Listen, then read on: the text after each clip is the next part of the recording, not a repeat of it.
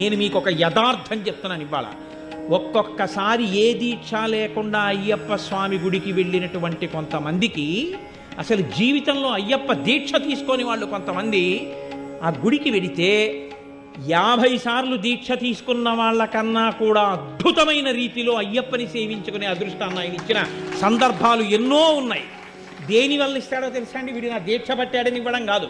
వీడికి ధర్మమునందు అనురక్తి ఉంది, వీడికి వేదమునందు అనురక్తి ఉంది, వీడికి నా రూపమునందు అనురక్తి ఉంది, ఈశ్వరుడి యందు అనురక్తి ఉంది. అది ఆయనకి చాలు. నీవు విష్ణు భక్తుడవైనా అయ్యప్ప భక్తుడవే, శివభక్తుడవైనా అయ్యప్ప భక్తుడవే, శాక్తేయుడవైనా అయ్యప్ప భక్తుడవే. నువ్వు ఏ రూపాన్ని భక్తితో కొలిచి వేదాన్ని నమ్మి జీవించినా నువ్వు అయ్యప్పని చేరుకోగలవు. అది ఆయన గొప్పతనం.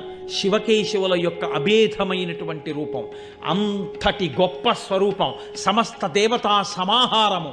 అటువంటి మహాపురుషుణ్ణి సేవించడానికి